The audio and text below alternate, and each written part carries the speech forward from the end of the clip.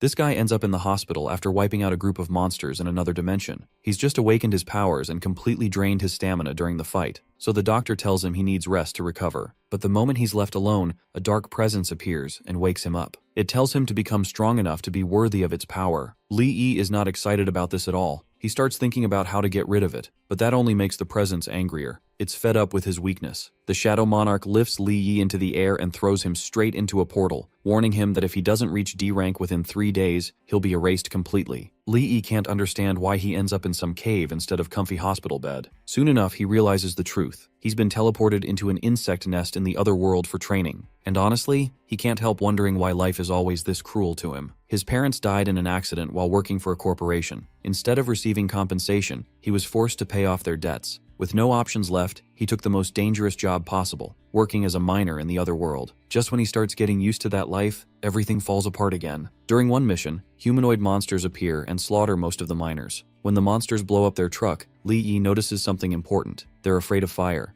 Using that weakness, he helps the remaining miners escape. They retreat into a storage cave and start burning oil to block the entrance. The company is contacted and a rescue team promises to arrive in 2 hours. But the nightmare doesn't stop. The batteries in their protective suits begin running low. Stronger miners team up and steal batteries from the weak and the elderly to save themselves. Lee Yi gets beaten and left behind to die from radiation. Then another miner tries to escape using the truck. He accidentally drops a statue from the back, putting out the fire at the cave entrance. That's when the monsters pour in again. One of them smashes the statue and grabs Lee Yi, stabbing him. Even then, Lee Yi refuses to give up and bites the monster with his last strength. At that moment, the Shadow Monarch, sealed inside that statue, enters his body. With that power, Lee Yi easily crushes the monsters one by one. He even makes the cowardly miners taste their own medicine by taking their batteries and giving them to the few who survived. Then he heads outside. Using his overwhelming strength and agility, he forms a shadow blade and kills every remaining monster. But compared to what's waiting deeper inside this insect nest, this seems like nothing.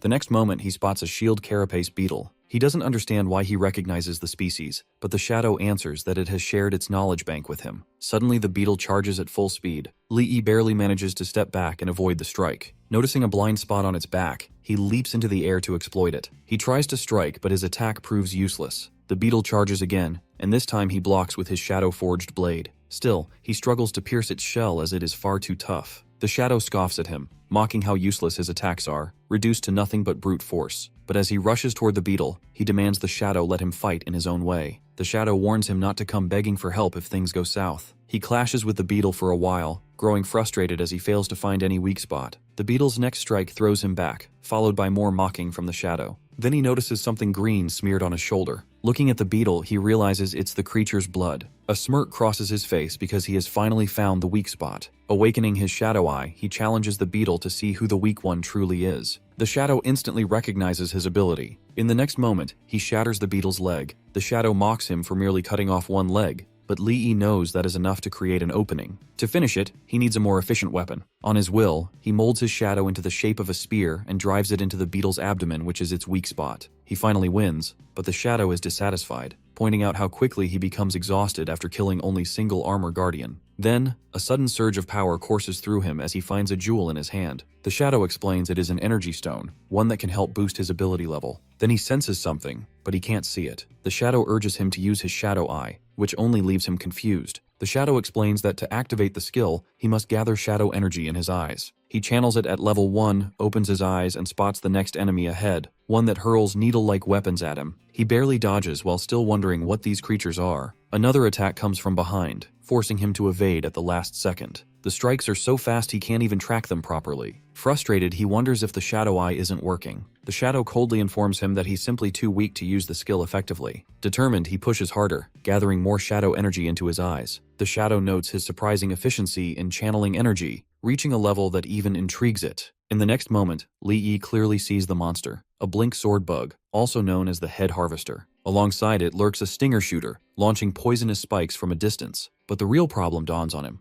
It's in the nature of insects never to be alone. If he's found one, there must be more. The darkness thickens, enveloping the battlefield, as countless shapes begin to stir around him. Now they attack him from every side while Shadow praises him for finding a position that helps him avoid strikes from every direction. In the next moment, Lee Yi bursts with shadow energy, blasting many of the bugs away. This energy is actually the second phase of shadow power, as recognized by Shadow. Soon after, he receives a notification that his Shadow Eye has reached level 2, enabling him to kill his enemies more effectively. While fighting the insects, he feels as if their movements have slowed down, allowing him to dodge their attacks swiftly. Then he notices purple spots on their bodies and realizes these must be their weak points. Shadow confirms it, saying he can see them because of his level 2 Shadow Eyes. Now he has a much better chance of breaking through their defenses. With a roar, Li Yi rushes forward and activates his Shadow Thorn Grand Bursting skill, thrusting his weapon into the ground beneath his feet. From there, countless Shadow Thorns pierce upward, skewering the insects. This ability allows him to drive his shadows into the earth and then erupt them upward in a deadly strike. With that, he gains multiple gems, and his progress toward becoming D rank officially begins. However, each core only contributes 0.7% toward his breakthrough.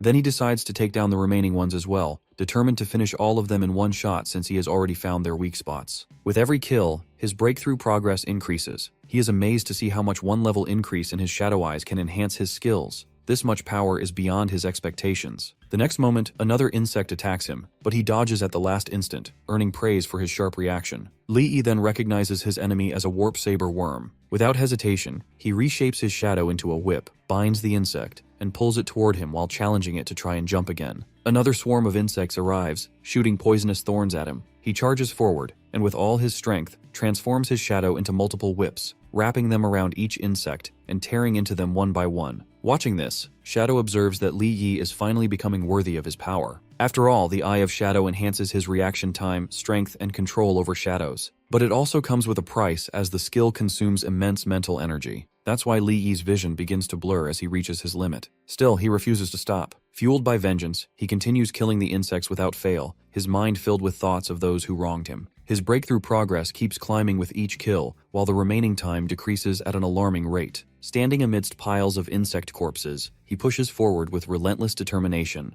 vowing to bring everyone who wronged him to their knees for his parents' honor. His progress now surges to 94% toward D-rank advancement, yet only 2 minutes remain. Meanwhile, Shadow notices that Li Yi's hatred toward humans is actually working in his favor, nourishing his shadow energy. He urges him to hurry, reminding him that time is running out. With only 7 seconds left, Li Yi finally pushes his breakthrough progress to 97%. Shadow realizes what he intends to do. Burst out all his remaining shadow energy in one desperate gamble to complete the advancement. Braver than ever, Li Yi bets everything he has, unleashing a violent surge of shadow energy that spreads out, exploding toward the surrounding insects, just as the timer runs out. With a devastating burst of shadow energy that smashes every insect in his vicinity, Li Yi finally achieves his breakthrough. His progress hits a full 100%, and he reaches level D at last. Shadow, both amused and proud, grants him the mocking title of Little D. Exhausted, Li Yi notices a weapon lying a short distance away. Shadow explains that this nest was used by his people as a beginner training ground, so the weapon must be a level D dagger according to the human ranking system. But when Li Yi sees the size of the blade, he scoffs.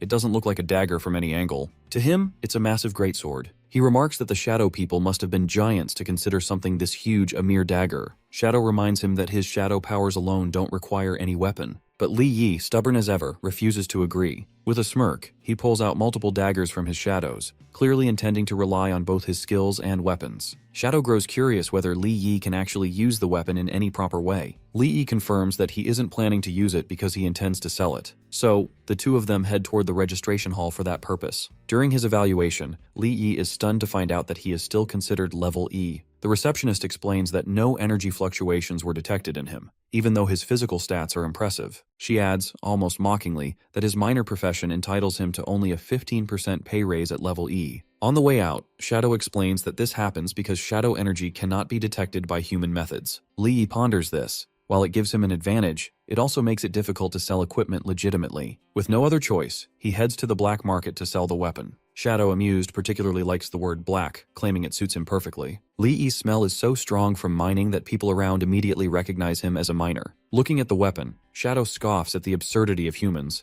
mocking how they call something divine simply because it has gems embedded in it. Then, one arrogant shopkeeper sneers at Li Yi, telling him to leave because a miner has no right to taint their weapons. Li Yi, unbothered, calmly reminds him that this is no way to treat a customer, but the arrogant man only scoffs harder, clearly convinced that someone like Li Yi could never afford anything from his shop. Then with a flashy revelation, he shows his weapon and demands the boy to bring their appraiser to know the value of his greatsword. But the shopkeeper turns to Zhuo, who is advanced level D, as his girlfriend complains about his reason for bringing her to a place as shady as this. The shopkeeper is all flattered at him as he is hoping he will bring something good. Zhuo offers a sword he is going to sell to buy a car for his girlfriend. The shopkeeper checks it and confirms it is a wind howl sword, which can power up the user's attack power. It is even higher than for someone with level D. At that moment, Li Yi turns to Su Wing, who is his ex, and dumped him because he didn't have any money left and millions to pay his debt. Now Zhuo asks whether she knows our boy. She makes an excuse that he must be her fan. Zhuo, however, doesn't like someone like our dude calling his girlfriend so casually, as he complains about the lower level of the place. With that, he powers up the wind howl sword and rushes toward him, asking him to get lost with his stuff. When he sends a slash, he throws at Li Yi, but our boy's greatsword shatters it in the process.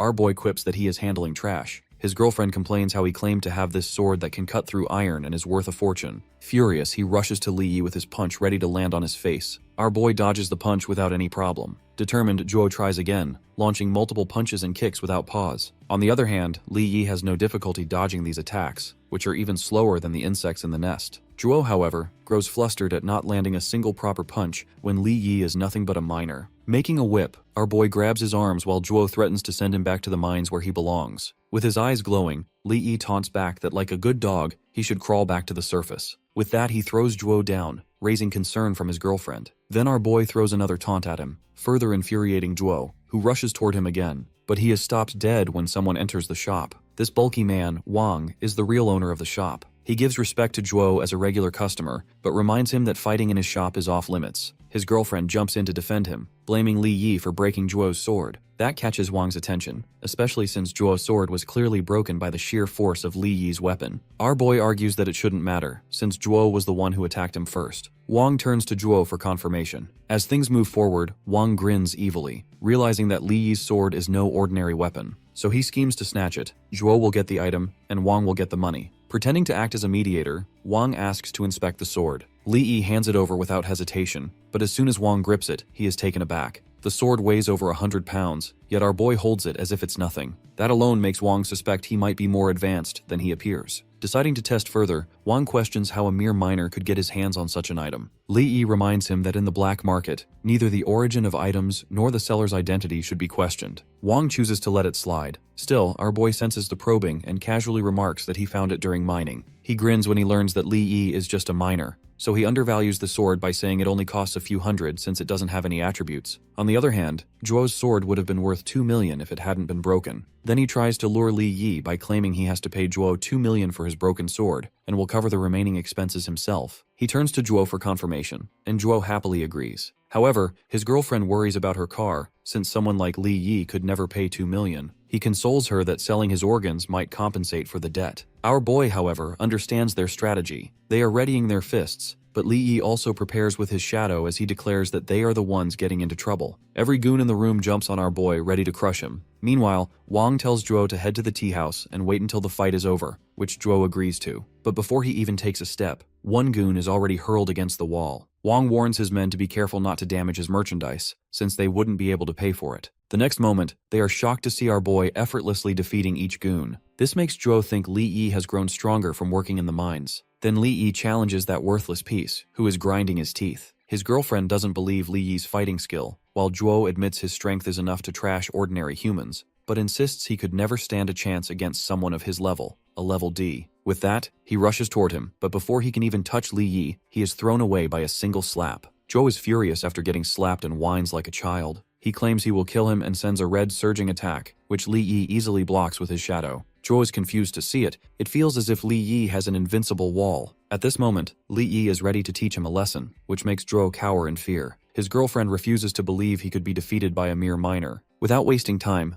Li Yi forms a shadow morph spiderweb around them. Zhuo, trembling, realizes that Li Yi must be at least a C or B rank. But our boy casually tells him he is just an E rank miner, which this scum refuses to believe. When Li Yi is about to hit him, Zhuo hurriedly blurts out that he is a member of the Black Panther gang, warning that harming him will bring Brother Panther down on his head. Our boy ponders it and confirms whether the gang is involved in loan sharking. Zhuo desperately admits it, which earns him a hard punch that sends him flying, coughing blood. Li Yi declares his hatred for all loan sharks. At that moment, Wang ambushes him with a sword, but Li Yi pushes him back with sheer force. Zhuo, terrified, decides to compromise. He offers 100,000 wen to be let go. Li Yi mocks him, asking if that's all he is worth. He raises it to 500,000 and finally settles at 1 million if he is released. But our boy has another idea. Since Zhuo is so fond of charging high interest, he decides to give him multiple slaps as interest. Desperate, Zhuo pulls out his credit card and offers 5 million, everything he has. By the look of the NG Group VIP card, he immediately understands that Zhuo is one of the people who force money out of people like him.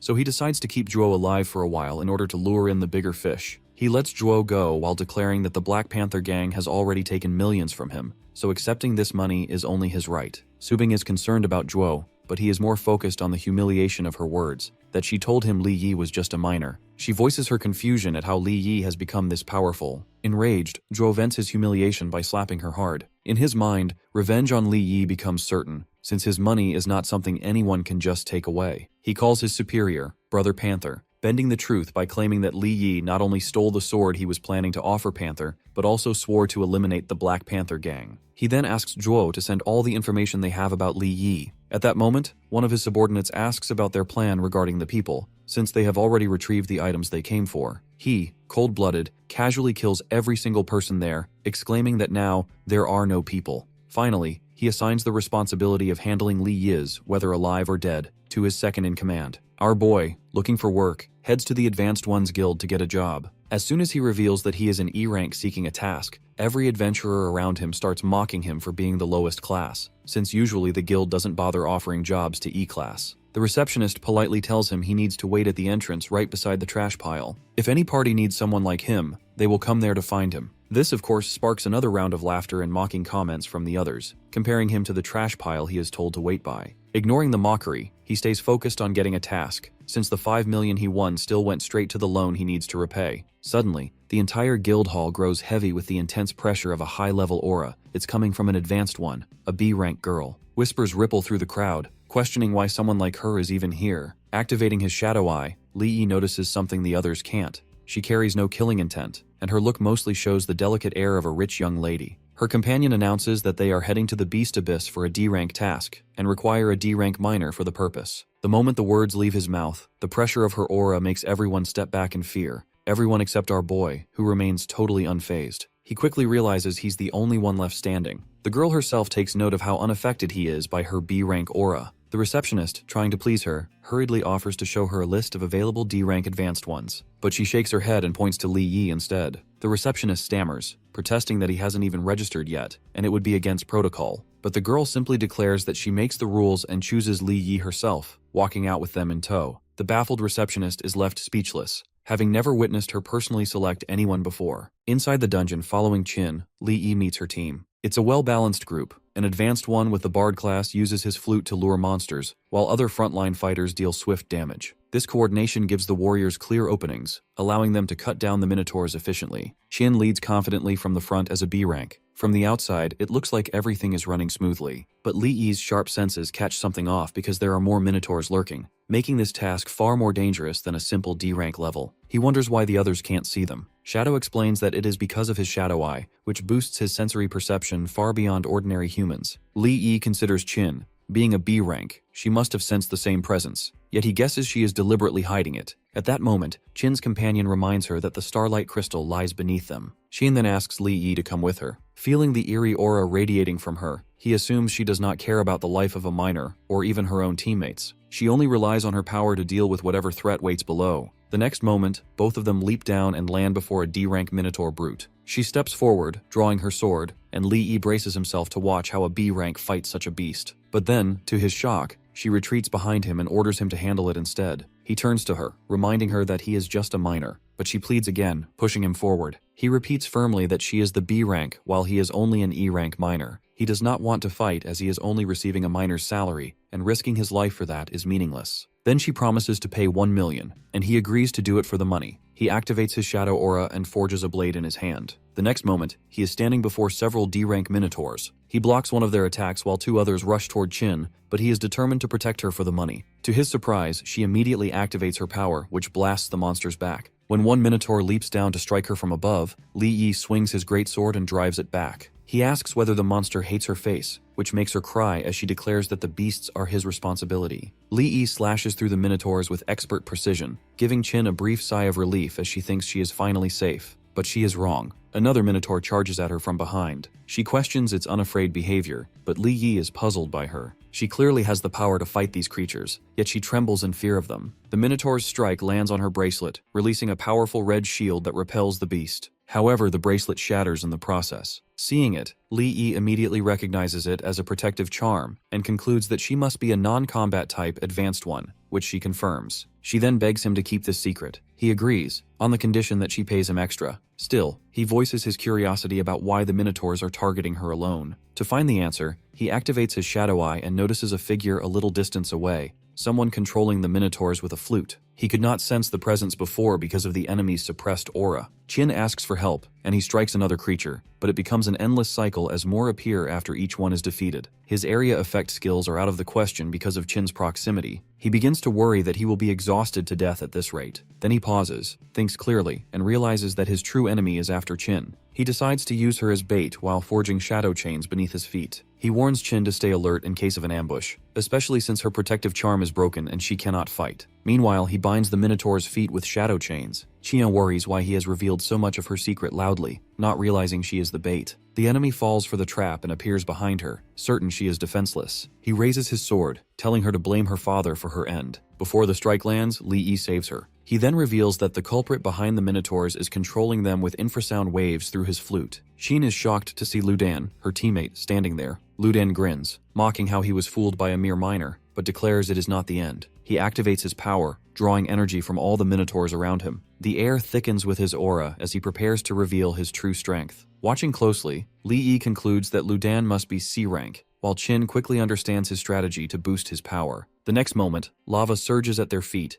and he realizes that Ludan is evolving into a C-rank lava minotaur. Nervously, he thinks how Ludan's cheat-like power makes her far inferior than his new enemy. Soon, the fully evolved C-rank lava minotaur stands before them and immediately attacks. With no choice, Li Yi forms a shadow shield around them, but the destructive force of the beast is too overwhelming, shattering the shield instantly. He understands that the two of them are no match against such a monster. Kuya notices the burn marks on his body, but he replies nothing. With no alternative, he grabs her hand and pulls her to run with him. To hold the minotaur back, he binds it with shadow ropes, though he knows he cannot restrain it for long. Once they reach a safer distance, he urges her to get as far away from the dungeon as possible. Concern flickers in her, but he tells her he must stay behind to buy her time. She still hesitates, but he consoles her, assuring her he will return. After all, he still needs to collect his 1 million. Finally, she heads toward the entrance. At that moment, Ludan, now in minotaur form, searches for them. He calls out, demanding Chin's location. Furious, he turns to Li Yi. Our boy dodges the attack while provoking him to keep guessing. He strikes Ludan's shin,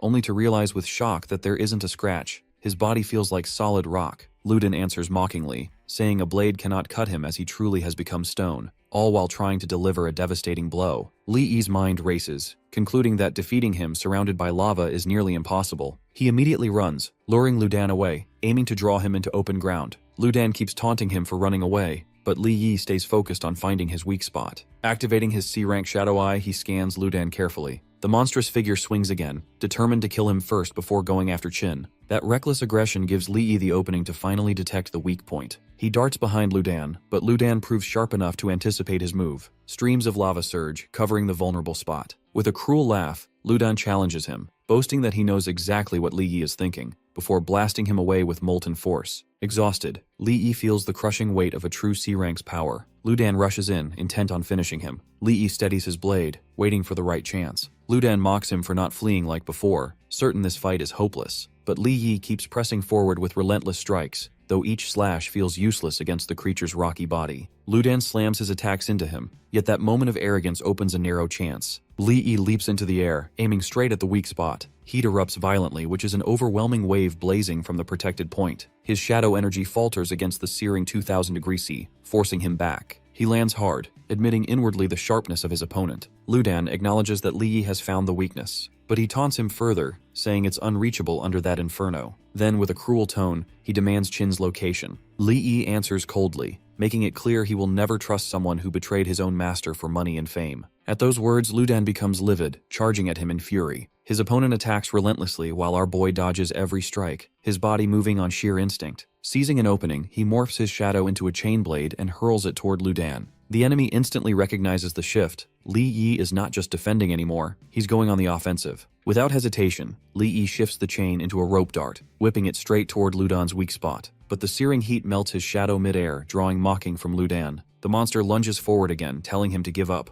Li Yi grits his teeth, realizing that he's consuming far too much shadow energy. His reserves are burning away, and with them, his chances of survival. For a fleeting moment, he considers calling upon Entropic for help. The thought chills him. He refuses, as he would rather face death on his own terms than surrender his body to that entity. Mustering every shred of will, he leaps into the air once more, his eyes locked on the weak spot. The oppressive heat threatens to crush him, the flames of the lava barrier searing against his skin, yet he refuses to stop. The promise of victory, the experience points waiting beyond this fight, drives him forward. Then he pierces through, driving his shadow-forged spear into Ludan's weak spot. The C-rank erupts in pain, his roar echoing through the dungeon. But just as his health plummets to 0, Ludan's berserker mode activates. His body flares with violent energy, his stats surging higher. He hurls Li Yi back with monstrous force. Li Yi crashes to the ground, stunned and confused at the sudden turn of events. Ludan's burning eyes lock on him, fury blazing as he curses the miner for daring to wound him. And then, Li Yi feels it, the suffocating heat radiating from his enemy, growing hotter, stronger, deadlier. Ludan deadpans that this is his end. The next moment, our boy is petrified as he senses a far greater energy rising from his own body. The answer comes from Entropic, who informs him that this energy has always resided within him, but now it is tempered by the high heat from his stunt to take down Ludan. This forges a new form of shadow energy. He notices that this awakened shadow enhancement ability grants him healing power, though only at a beginner level for now. Ludan also notices, not only that our boy is healing himself, but also the sinister aura radiating from him. He immediately attacks Li Yi without giving him a chance to recover. Li Yi dodges at high speed. Ludan is shocked to see him moving fast enough to keep up with his threefold speed, making him doubt whether this boy is truly just an E rank. Furious, he floods the area with lava to prevent him from escaping. Determined to burn him into ashes, Ludan presses his attack, but Li Yi keeps standing there unfazed, unaware that the shadow enhancement has formed a protective layer around him, shielding him from the heat. He is satisfied with the beginner-level ability he has awakened, though he wonders what kind of miracles an advanced version of this skill might bring.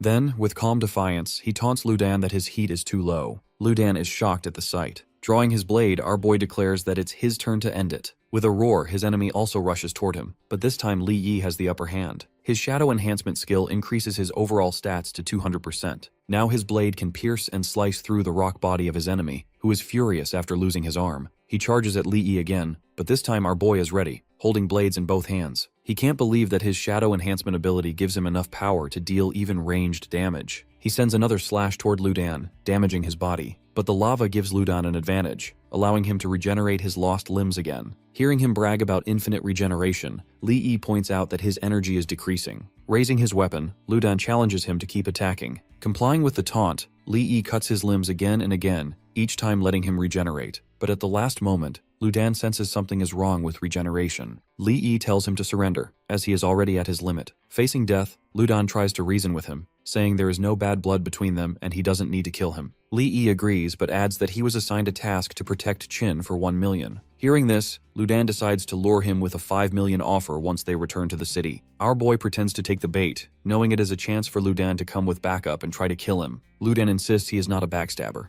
but Li Yi reminds him that he is one, and should be handed to Qin Shaosheng, Qin's father, for targeting his daughter. Not to mention, Li Yi will be greatly rewarded not only for saving her, but also for delivering this culprit to him. Listening to this, Ludan decides to take death over captivity, knowing it would also endanger his family. He declares that Li Yi shouldn't blame him for what is going to happen next, as he raises a shard in his hand. Entropic recognizes the shard from the gate of the other world, and immediately informs Li Yi that if Ludan destroys it, the abyss will lose its entrance to the outside world, and everyone inside will be trapped forever. Ludan accuses him of leaving no choice but to act. With a swift motion, Li Yi seizes the shard from his hand and, in the next moment, furiously attacks him to kill him. Ludan falls to the ground, leaving an energy core in his wake. With this core, Li Yi upgrades his Shadow Eye, which is now elevated to the ultimate Shadow Eye. The ground suddenly trembles. Entropic informs him that the abyss is collapsing without the support of the Minotaur's energy. Everyone rushes safely to the exit and breathes in relief after escaping. Qin offers him a place in her father's faction,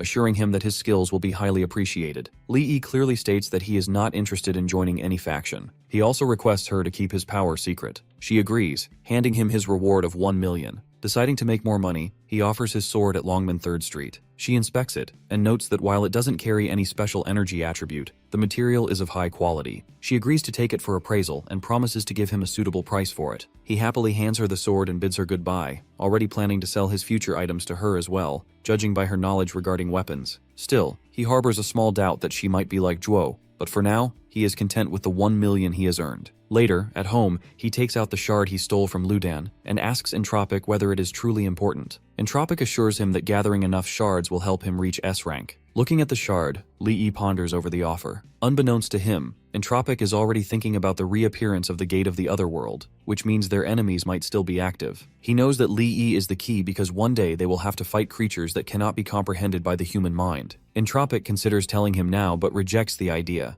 deciding it is more important for Lee to first become strong enough. Later, our boy goes to the E-rank rift zone, which falls under the NG group. This rift is currently sealed due to a mining accident. He notices the guards, 1 B rank and 3 C ranks, standing in front of the rift. He doesn't believe NG would hire such advanced guards just to watch over an E-rank rift. With his current power, he knows fighting these guards is out of his league. Entropic grows curious about the situation, wondering why such heavy protection exists around a low-level rift. Lee reveals that this place hides the truth about his parents' death. He recalls the time he went to the NG group seeking answers. Instead of the truth, they only offered him more money as compensation. He didn't touch it because what he wanted was the truth. The manager even tried to manhandle him, declaring that his parents had died in an accident in the field. But Lee reminded them that his parents were C-rank evolvers. They couldn't just die in an ordinary accident. He demanded they let him go inside to check, insisting they might still be alive. NG Group reminds him that the Rift Zone is unpredictable and dangerous, even for C-ranks. He protests again,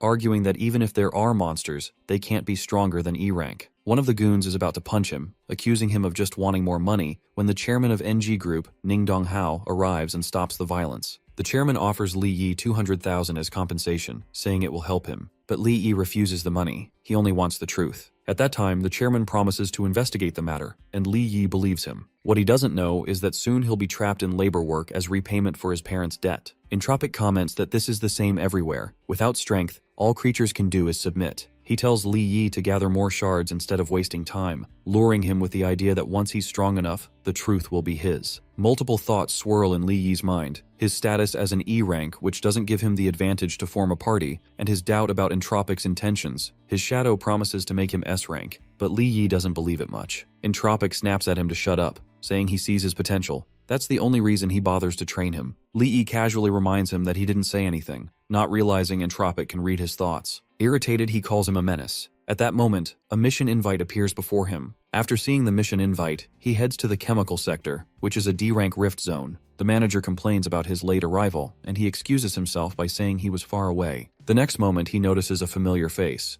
Uncle Hao, who immediately recognizes him and is pleased to see him after 5 years. Meanwhile, the other C-rank evolved fighters are not happy, grumbling about having to wait for a miner. The manager explains that the mission involves mining, something they don't want the advanced ones doing. One of the fighters, impatient, asks for a briefing about the mission. The client has tasked them with entering the rift and extracting 60 kilograms of cold crystal. Seeing the situation, our boy calculates that hiring 3 C-rank advanced fighters just for a D-rank rift is suspicious. Not to mention, none of them seem particularly friendly. He also senses another C-rank presence near the gate, likely Hazy, a mercenary. Meanwhile, Blood Panther is looking at his phone, his eyes glinting with bloodlust as he imagines hunting every single one of them, including our boy. After a while, they step inside the rift. Uncle Hao asks about his protective suit, and he replies that he doesn't need one since he's an advanced one. Hearing this, one of the evolved sneers, mocking him for being a king of trash, standing out only among miners. Uncle Hao warns him not to take the bait, and he assures him he won't do anything. As they go deeper, he notices something strange because the vegetation looks deliberately arranged by human hands. Not only that, he also senses a great danger lurking nearby. He also senses a powerful energy, unmistakably from Blood Panther, who can't hold back anymore. Looking around, he notices the mercenary nearby must have felt it too. He wonders whether the mercenary is hiding to observe them or if something else is going on. The arrogant fighters urge him to move faster, and he agrees. Our boy, however, plans to use the surroundings to his advantage and investigate. He tells Uncle Hao to hold him tight and moves forward at incredible speed,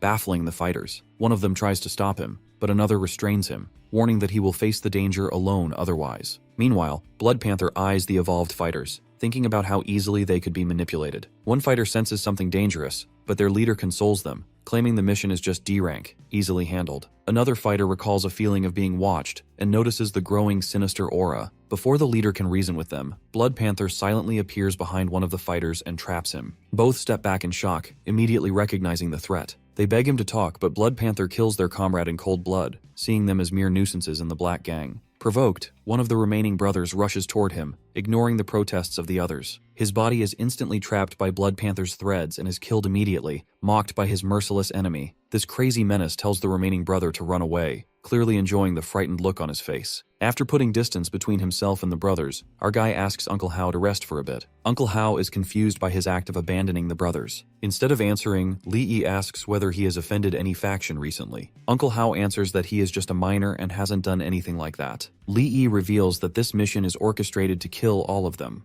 Uncle Hao grows fearful listening to this, and our guy urges him to tell everything he knows. At that moment, the remaining brother interjects, accusing him of knowing everything but not telling them anything, which cost his brothers' lives. Rising from his place, Li Yi taunts the brother, saying that revealing the mastermind would only make him useful. The fighter doesn't understand, and Li Yi points at his neck, signaling that he is about to die. Blood Panther finds him interesting, as he has predicted his moves. Li Yi wastes no time and activates his ultimate Shadow Eye. Seeing the death in front of him, Uncle Hao immediately begs for their lives, insisting they are just minors. Blood Panther admits he has never crossed them, but a few days ago, in a drunken state, he let slip that he knows a secret about them. Uncle Hao promises he will never reveal it. Activating his power, Blood Panther declares that only a dead person can keep a secret, and then he attacks Uncle Hao. Our boy stands ready, power surging as he grips blades in both hands. Blood Panther spreads his threads everywhere, admitting he never expected someone like Li Yi to have skills strong enough to take down someone like Zhuo. He moves to claw him, acknowledging that Li Yi possesses the only skill capable of defeating Zhuo. Blood Panther slashes at our boy, but Li Yi has activated his shadow enhancement. He dodges effortlessly, rendering the attack useless because Blood Panther is too powerful for him to even block directly. Blood Panther lashes out again, sending Li Yi flying.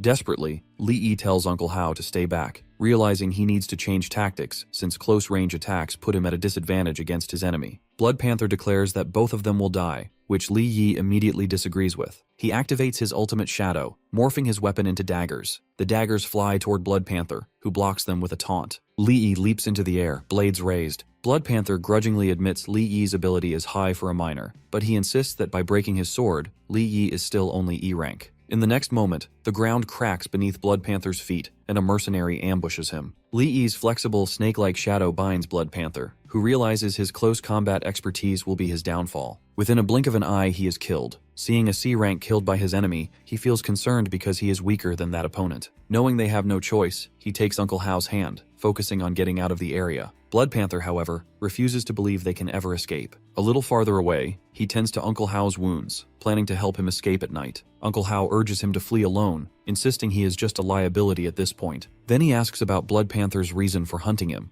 as it must be tied to some secret. Uncle Hao quietly admits that he knows the truth behind his parents' deaths, which unknowingly triggers his shadow energy. Desperate to know the full truth, he presses Uncle Hao. Uncle Hao begins to explain that he wasn't sure at first, but Blood Panther coming after him confirms his suspicions that something is wrong with Qui Shi Hao. His father had also revealed before his death that this man must have been conducting dangerous experiments in the mining area. The accident occurred a few days later, resulting in his parents' deaths, and Qui Shi Hao accused them of stealing ore. He is furious that no one told him sooner. Uncle Hao admits he couldn't risk losing his job as he had a family to support. Li Yi accuses him of letting the truth slip by, and Uncle Hao confesses that his guilt's pressure forced him to drink and reveal the truth, which ultimately led to the disaster. Next moment, Blood Panther appears again with his deadly threads, trapping Uncle Hao and terrifying Li Yi. Before dying, Uncle Hao asks Li Yi for forgiveness. Blood Panther, recognizing Li Yi from his parents, declares he will send him to join them in the afterlife. A clash erupts between the two opponents. Blood Panther, eager to shed Li Yi's blood, lashes out, but Li Yi reminds him that his spider silk is not invincible. He draws his greatsword with his shadow morph ability, waiting for the perfect moment. When Blood Panther attacks recklessly, Li Yi snaps the threads, catching him off guard. Blood Panther realizes his mistake. Exhausted, Li Yi wonders if he has reached his limit. Blood Panther admits that for a moment, he was genuinely scared. Without his E-rank abilities, he would have been defeated. He traps Li Yi with his spider silk again and challenges him to kill him. When Li Yi glares, Blood Panther mocks him, saying he is killing him with his eyes. Seeing the determination in Li Yi's gaze excites Blood Panther, and he decides to provoke him further. He darkly reveals that Huo was right about the experiments, but his parents didn't die in an accident, but at his own hand. Li Yi's face freezes in shock. Blood Panther casually adds that Li Yi's father had the same look when he shredded his mother into pieces, laughing at the memory with psychotic glee. Li Yi burns with rage, his power surging. In an instant, the spider silk threads around his body burn away. He merges with his shadow, rising from his place, fully resolved to kill Blood Panther. Entropic observes the situation and realizes his prediction proves correct that our dude can channel hatred to fuel the shadow energy coursing through his veins. The system immediately informs him that his shadow energy activation creates a massive surge, and it detects his internal shadow energy before beginning corrections. The level adjustment completes successfully, elevating him to C rank with shadow enhancement. With that, a new skill awakens within him, Shadow Jaunt, which allows his body to slip into any shadow and emerge from any other connected shadow. His opponent notices that his injuries have completely disappeared and wonders whether he possesses healing abilities. Blood Panther explains with satisfaction that prey becomes most interesting when it struggles on the brink of death, then unleashes his energy toward him. Li Yi responds by questioning who the real prey is among the shadows before appearing behind Blood Panther using his new ability. This sudden movement shocks his enemy, who cannot comprehend how his strength has increased so dramatically in such a short time. Blood Panther acknowledges being impressed by his speed, but immediately turns around, declaring that such speed remains insufficient to kill him. From above, Li Yi activates Shadow Morph, Flying Dagger Swarm, and launches the attack downward while suggesting his opponent try handling this technique. His enemy responds confidently that dodging such moves poses no challenge for someone of his caliber. He then activates Shadow Jaunt, Lightning Thunderstorm, which allows him to teleport using Shadow Jaunt on a thrown weapon. He questions whether Blood Panther can handle this new approach as he closes the distance for a direct attack. Blood Panther repeats his earlier dismissal, claiming that these weak daggers cannot even penetrate his defense. Our boy retreats and clarifies that breaking through the defense was never his intention. He explains that he cannot maintain both offense and defense simultaneously, because the speed at which he controls his blood threads cannot match his reaction speed. This weakness will prove fatal. Blood Panther shouts in disbelief as Li Yi attacks him from multiple directions with incredible speed. He finds this development impossible to accept as he bleeds and collapses to his knees, struggling to understand how he could lose to someone so young.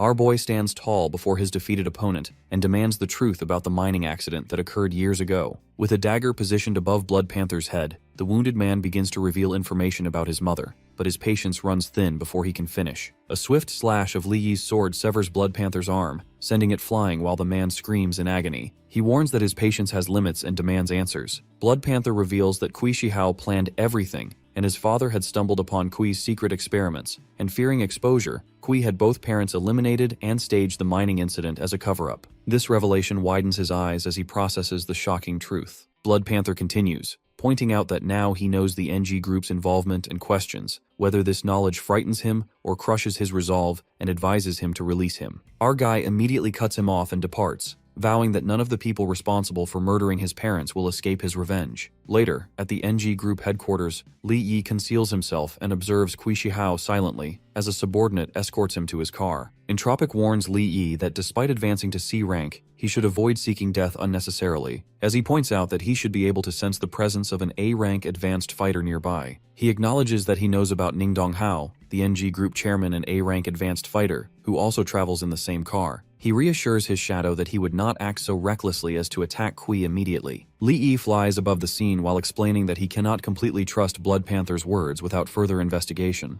He needs to determine whether this matter involving his parents was Kui's personal decision, or if the entire group participated in the conspiracy. Our boy hopes Ning had better not be involved, because regardless of his A-rank status, blood debts must be paid in blood. The system displays his current status that is C rank with abilities including Shadow Knowledge Base, Shadow Morph Unlimited, Shadow Eyes, Shadow Enhancement Tier 2, and Shadow Jaunt. He follows the car while keeping himself hidden until it finally stops. He notices they have arrived at the Black Panther gang's warehouse, which makes him wonder what brings Kui here during the middle of the night. Inside the warehouse, Black Panther instructs his subordinates to handle everything carefully since all the items consist of experimental equipment. While workers move the equipment around, Kui inquires about the old miner Hai Wu's status. His associate reports that Blood Panther has gone missing, and the otherworldly gate he used for infiltration has also vanished, making it impossible to confirm whether he remains alive or dead. Kui demands an explanation for this confusion, pointing out that Blood Panther held C-rank status. His subordinate suggests that Blood Panther probably underestimated his enemy, noting that 4 C-rank advanced fighters died during this incident.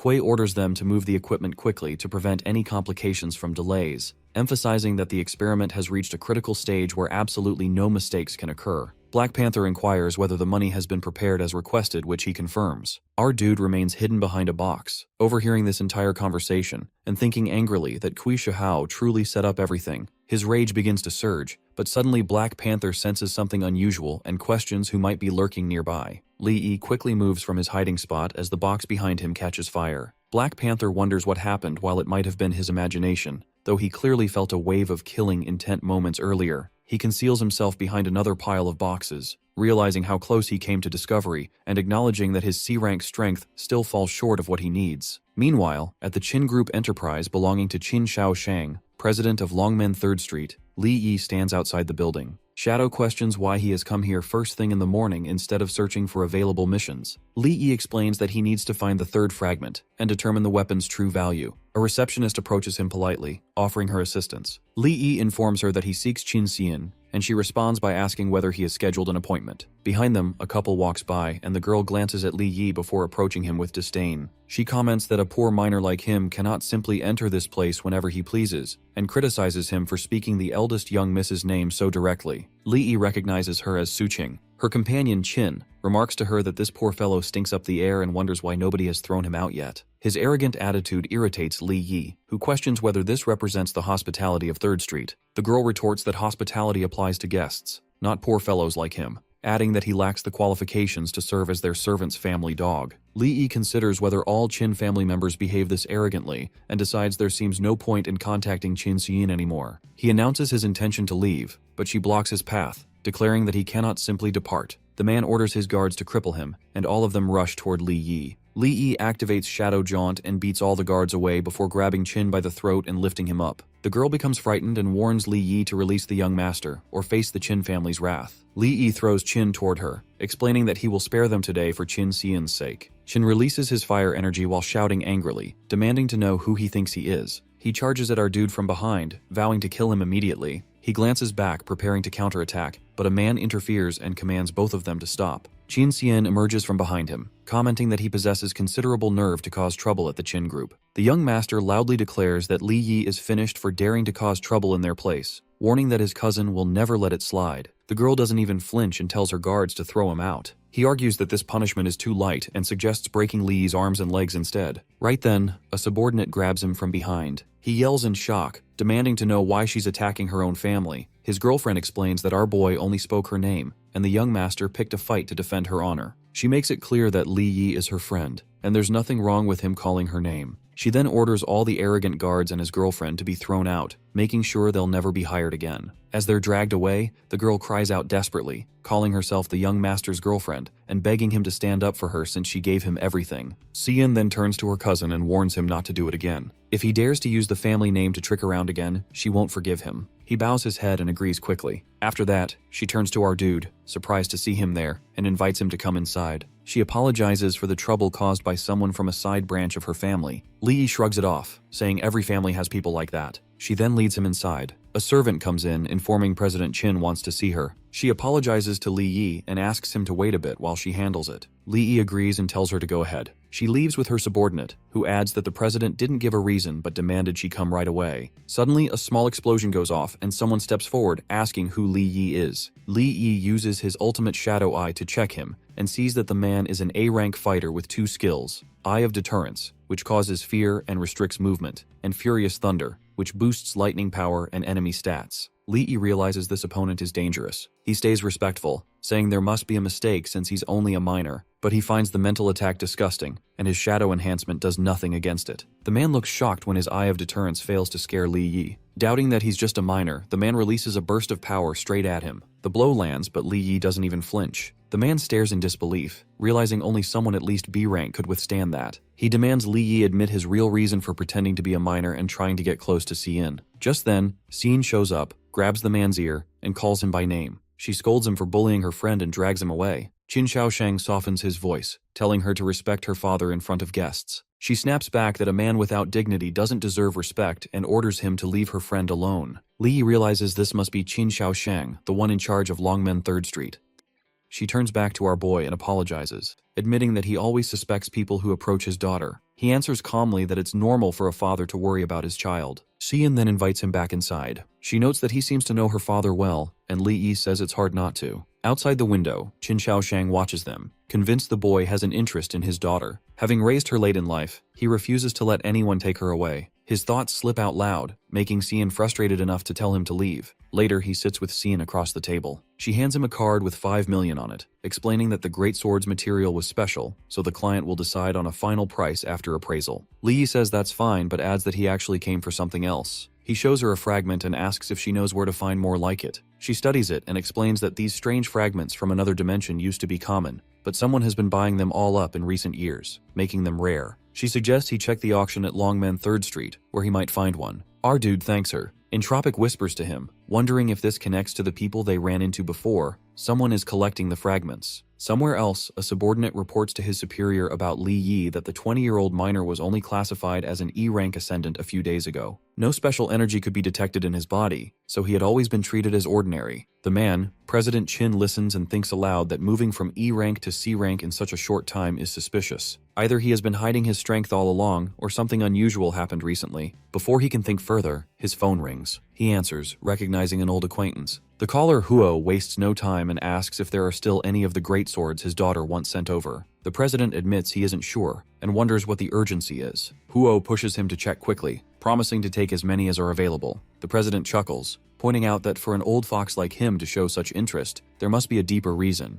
Huo doesn't give details, only revealing that the sword's material might boost the overall strength of their army. That thought lingers in his mind. Li Yi's strength is puzzling, his background unclear, and even the weapons he produces seem extraordinary. Nothing about him is easy to figure out. Meanwhile, elsewhere, he himself is lost in thought. Surrounded by goods and materials, he suspects that hidden fragments might be among them. While he thinks, the same annoying couple nearby catches his attention. His greedy ex, who once worked for Qinteng, clings to Zhou again. She explains to him that she has nothing to do with Qinteng anymore, as she even quit her job at the Qin Corporation to avoid him. Zhou pulls her closer, declaring that he will take care of her from now on. She melts into his embrace, praising him for being so good to her. Zhu thanks her with a proud smile, but his eyes shift toward our miner, irritation flashing across his face. He wonders if Blood Panther still hasn't made a move. Zhou steps forward, demanding to know how a mere miner managed to sneak inside. He reminds him of their earlier encounter, when he slapped him around without effort. Releasing a wave of pressure, Zhou warns him to keep his distance. Tension rises until Brother Bao arrives. He mocks Zhou for being a disgrace to the Black Panther gang, and then turns his attention toward our boy. He declares that slapping his subordinate is the same as insulting the entire gang.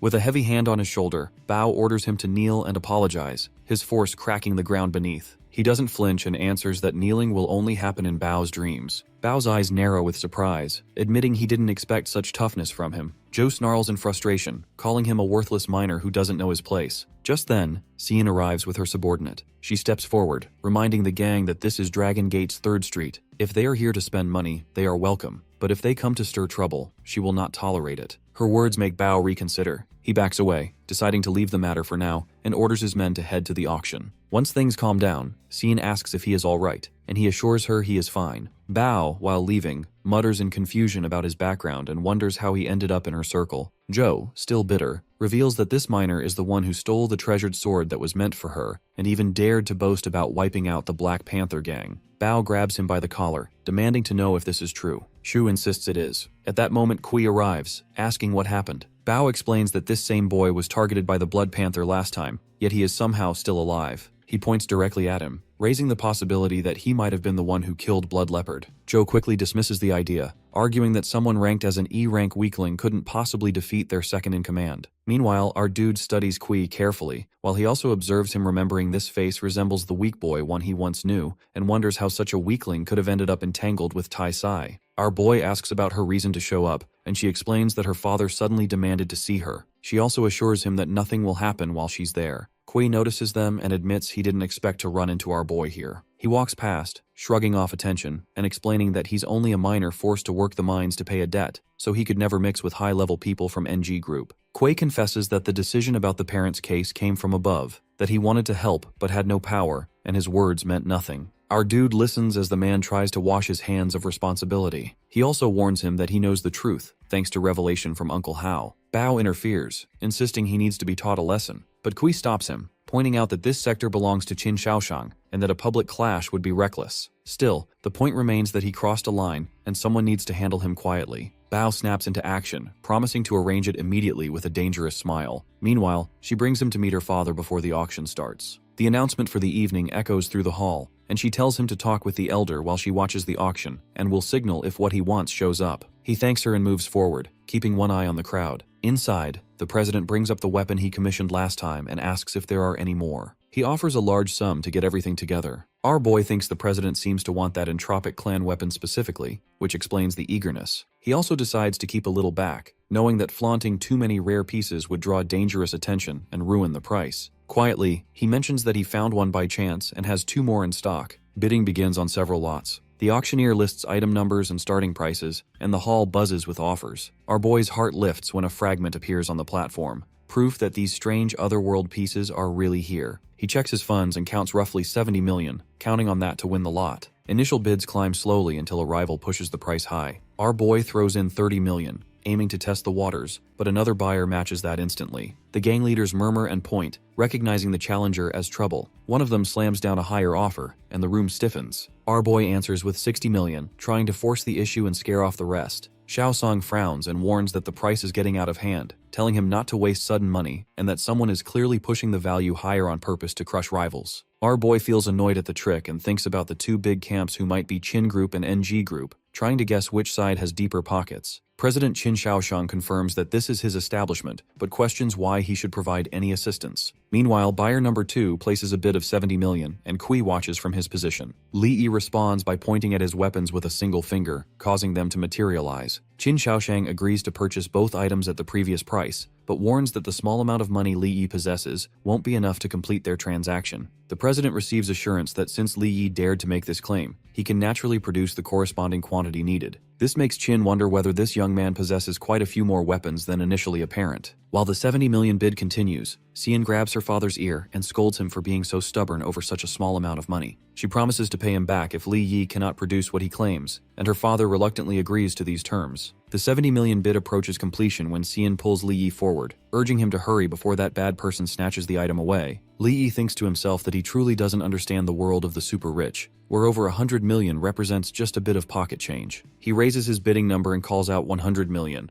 Buyer number 9 has now bid 100 million when Kui suddenly counters with 200 million, thinking this fragment holds great value for their group's secret project, and he must acquire it at any cost. The bids escalate rapidly: 300 million, 400 million, 500 million. The audience begins buzzing with excitement, wondering if these 2 bidders have lost their minds. People question whether this fragment really holds such tremendous value. One girl suggests that these 2 big spenders are simply butting heads, and their conflict has nothing to do with the fragment's actual worth. Bao informs Kui that our dude is clearly working against them, but Kui dismisses this concern, claiming he lacks the qualifications to pose a real threat. He then places a shocking 1 billion bid, leaving everyone in the auction house stunned. Xian declares that Kui is provoking them, while Li Yi realizes something feels wrong. Based on Kui's personality, he would absolutely never waste so much money on impulse unless something extremely important was at stake. Qin Shaoshang approaches from behind and warns Li Yi to think carefully. The bid has already reached 1 billion, and he needs to consider whether he can really produce that many weapons. Xian reminds her father that she already promised to cover whatever amount goes missing and begs him not to be such a spoilsport. She then encourages Li Yi to bid quickly and not let that villain get his way. She places a 2 billion bid, leaving everyone in complete shock. The host announces that buyer number 9 has bid 2 billion when Bao curses, wondering where this kid acquired so much money. Kui realizes it must be Qin Shaoshang's influence. Otherwise, where would Li Yi get 2 billion? The hostess calls for the 3rd and final time, declaring the bidding over and congratulating buyer number 9 for winning the unknown fragment. Xian offers her congratulations to Li Yi, who wonders whether she needs to get so excited about the victory. She responds that she simply loves watching bad people get humiliated. Qin Shaoshang comments that they had quite an entertaining bidding war, but after deducting the previous amount, Li Yi still needs to produce over 70 more weapons worth the remaining value. He questions whether Li Yi can really generate the corresponding number of items needed.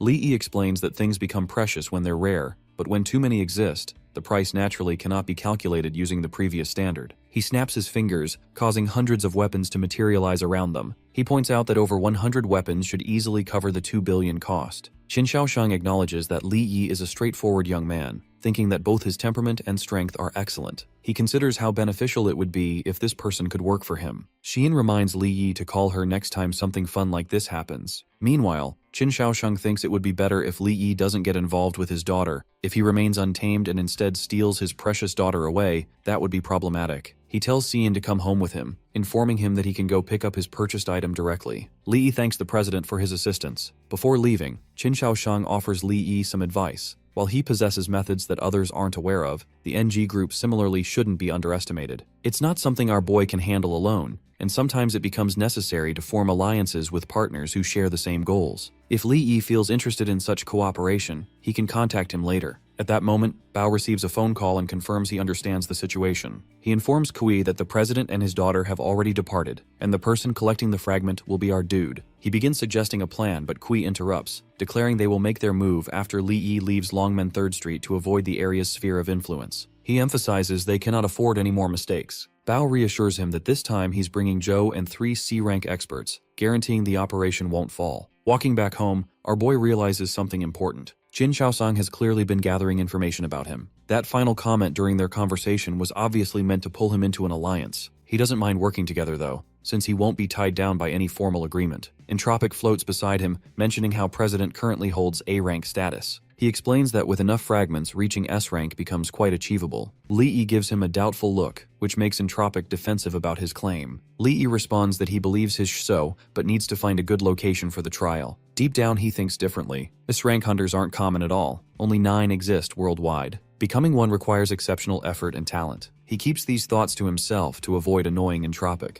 At that moment, a loud crackling sound catches his attention. Turning around, our boy discovers his apartment building engulfed in flames. People rush out screaming and running for safety. His phone buzzes immediately. The caller informs him about receiving a tip regarding the Black Panther gang planning an attack. He glances at the burning building and mentions that the attack has already begun. The person suggests hiding while backup arrives, but he declines the offer confidently. Joe appears with several gang members, demanding that our dude kneel and beg for mercy. He threatens to spare Li Yi's worthless life only if he complies. Instead of cowering, he releases his powerful aura, causing the air around them to vibrate. He mocks Joe for sending such a small group to face him. Zhu boasts about having 3 genuine C-rank fighters while dismissing Li Yi as merely an E-rank minor. This makes him smirk as he questions why Blood Panther failed to eliminate him if he's truly so weak. One subordinate wonders if Li Yi might be hiding his real strength, but Zhou brushes off the concern. He insists that Li Yi remains just an ordinary minor without any combat experience. Believing this assessment, one gang member charges forward recklessly. The attacker swings his weapon confidently, expecting an easy victory against someone with no fighting ability. However, he vanishes from his original position just as the strike comes down. The weapon hits empty ground instead, leaving everyone stunned. Li Yi reappears behind the confused attacker and slashes with his sword. He casually confirms Zhou's assessment about being a minor, but his actions tell a different story. The gang members freeze in shock, unable to understand how or when Li Yi moved. Fear creeps into Zhou's voice as he orders his remaining men to attack together. He cuts down both attackers swiftly before grabbing Zhou by the throat. He questions why a tough gangster like Zhou seems terrified of a simple minor. Zhou struggles desperately, begging to be released while Li Yi tightens his grip. Since Zhou enjoys playing with fire so much, Li Yi decides to give him exactly what he wants. He hurls the gang leader into the burning apartment building. As Zhou crashes through the flames, he screams threats about President Kui and Brother Panther seeking revenge. The fire quickly spreads across his clothes while he shrieks in pain. Li Yi calmly promises to send those two down to join Zhou very soon. Xian rushes over to check if he got hurt during the fight. He brushes off her concern, explaining that dealing with such lackeys required minimal effort. She asks about his next plans, and he confirms that he intends to strike back since they made the first move. Xian offers her assistance, which surprises Li Yi. When he questions her motivation, she explains her long-standing annoyance with the Black Panther gang.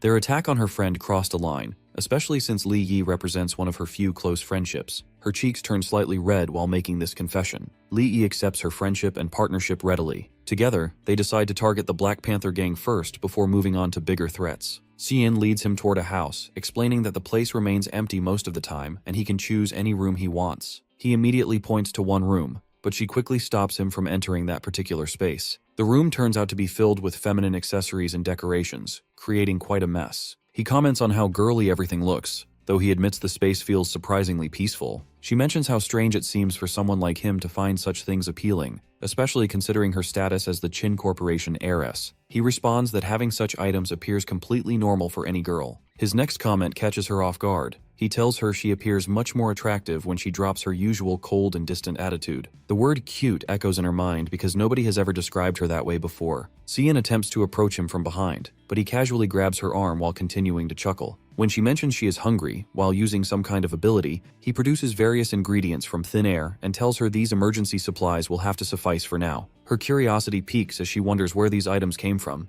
remembering how he had similarly produced a weapon during the auction. He simply states that he knows magic, which prompts her to eagerly request lessons. However, he suggests she should return home first, though she questions what could be wrong. Meanwhile, outside the house, her father is looking at them angrily. He wonders what kind of spell this young man has cast on his precious daughter, considering how quickly their relationship has developed. The fact that his daughter now stays in a place where even he cannot enter disturbs him greatly. He notices how she has never chatted so happily with him lately, and the thought of a man and woman alone together at night creates an uncomfortable atmosphere in his mind. Our boy senses the father's growing anger and warns her that her dad might actually harm him if she doesn't return home soon. Later that evening, back at the house, he explains that the location sits within Dragon Gate 3rd Street territory, ensuring their safety from unwanted visitors. He produces 3 fragments, one from a lava minotaur, another from a blood panther, and a third from an auction. As he prepares to begin something important, he admits his curiosity about the connection between these fragments and the dimensional portals that appear seemingly from nowhere. Entropic provides clarification, explaining that the 3 fragments represent only small pieces of the gate of the alternate prison. All dimensional portals in their world connect to fragments of this gate. As they enter the portal together, our boy asks about the true nature of alternate dimensions. Upon reaching the other side, Entropic explains that these creatures serve as prisoners, clarifying that what people call an alternate dimension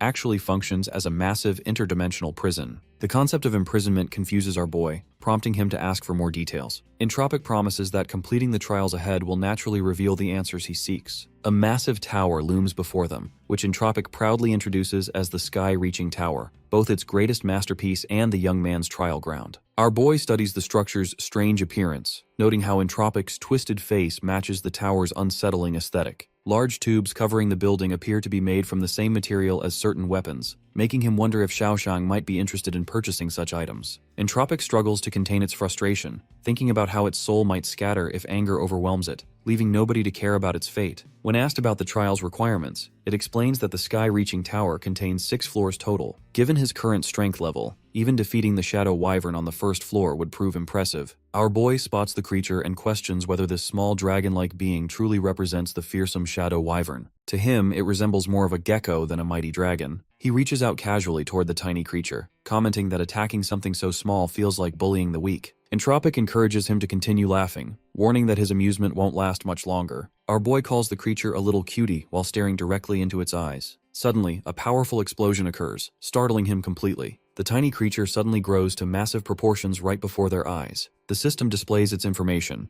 a C-rank Shadow Wyvern with shadow enhancement abilities that boost its size, speed, and strength by 600%. Lee realizes this enhancement triples his own shadow capabilities, though he notes his version seems like a cheap imitation. Entropic explains that his constitution falls short compared to its pet's natural abilities. When the dragon approaches our boy, he refuses to accept this supposed inferiority. He leaps upward, pointing out that larger bodies create more blind spots for opponents to exploit. Racing toward the creature, he positions himself directly in front of it and discovers the shadow enhancement creates incredibly strong defensive capabilities. Entropic questions whether he's holding back his true power, suggesting his weak attacks merely tickle the beast rather than cause damage. Lee activates his own shadow enhancement technique, but Entropic warns that failing to tame this creature means he cannot advance past the first floor. Despite launching countless strikes against the wyvern, his attacks leave it completely unharmed. Entropic observes that his shadow enhancement usage shows impressive refinement and decides to increase the difficulty level. It informs the dragon that it must be hungry and suggests Li Yi might make a tasty meal. The dragon opens its massive jaws and moves toward him menacingly. Li Yi barely comprehends what's happening but quickly dodges away from the snapping teeth. He questions whether the pet has received proper vaccinations, noting how rabid it appears. Entropic explains that his vigorous movements have likely made him appear as appetizing prey to replenish the creature's energy. Frustrated by the unfair tactics,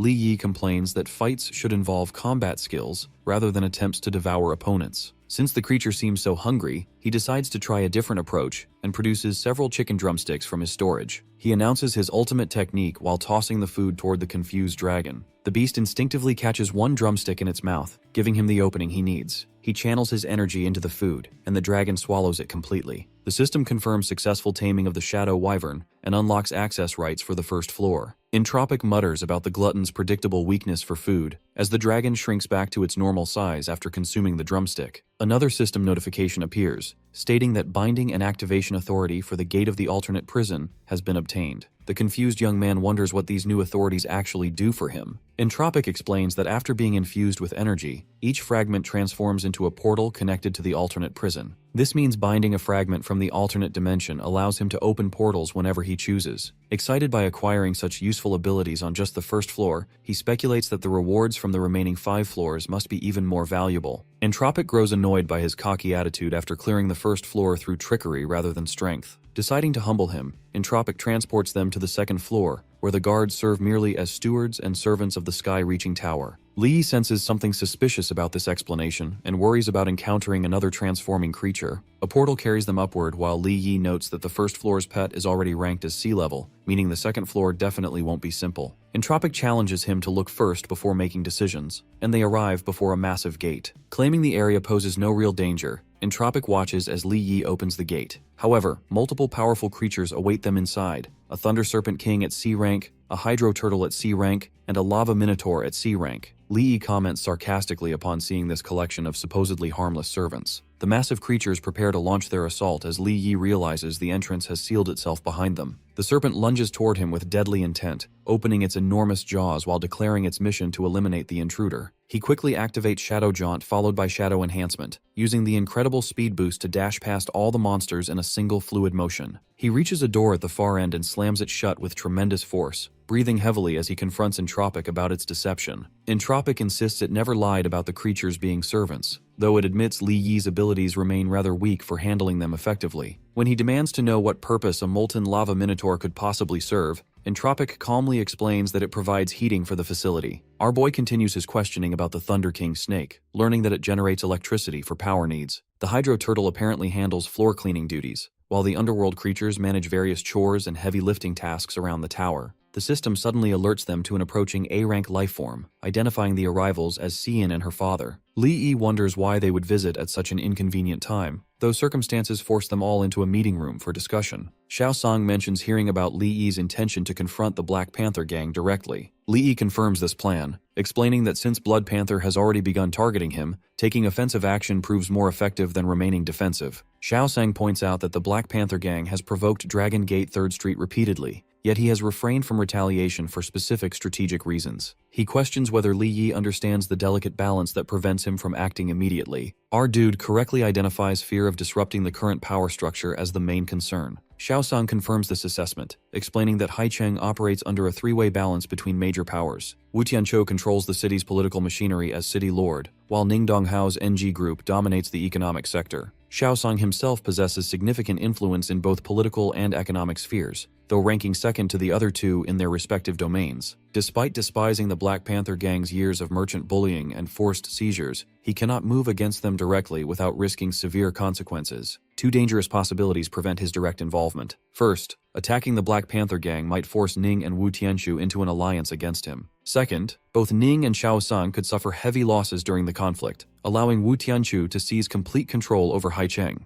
Li Yi wonders whether this means President Xiao Sang refuses to involve the Qin family in the conflict. However, Xiao Sang responds with a knowing smile, proposing that Li Yi and Cian form a new faction specifically to handle the Black Panther gang situation. Realizing the implications, Li Yi recognizes this as an attempt to start a proxy war using them as agents. Xiao Sang praises his quick understanding and outlines the arrangement. He will provide both funding and manpower while Li Yi and Cian execute the actual operations. This approach prevents the other two major powers from reacting irrationally to direct Qin family involvement. Even if the plan fails completely, Xiao Sang can still mediate the situation situation and ensure their safety through his political connections. Li Yi expresses amazement at how quickly President Xiaosang devised such a comprehensive strategy in just one evening. Meanwhile, Xiaosang's internal thoughts reveal his frustration about the situation, wondering what kind of spell Li Yi has cast over his daughter. Her father silently laments that his daughter's insistence on dealing with the Black Panther gang alongside Li Yi has forced his hand in this matter. He mentally calculates the costs. Providing money and resources while risking his daughter running away with this young man represents a total loss from his perspective. His inner monologue even considers sending Xian away and having Li Yi tied up and dumped somewhere far from the city. Li Yi notices how obviously the president's internal thoughts show on his face, making the situation somewhat awkward. Xian intervenes to move the conversation forward, asking Li Yi about his next planned actions. He explains his intention to accept missions involving every publicly accessible dimensional gateway in Haicheng,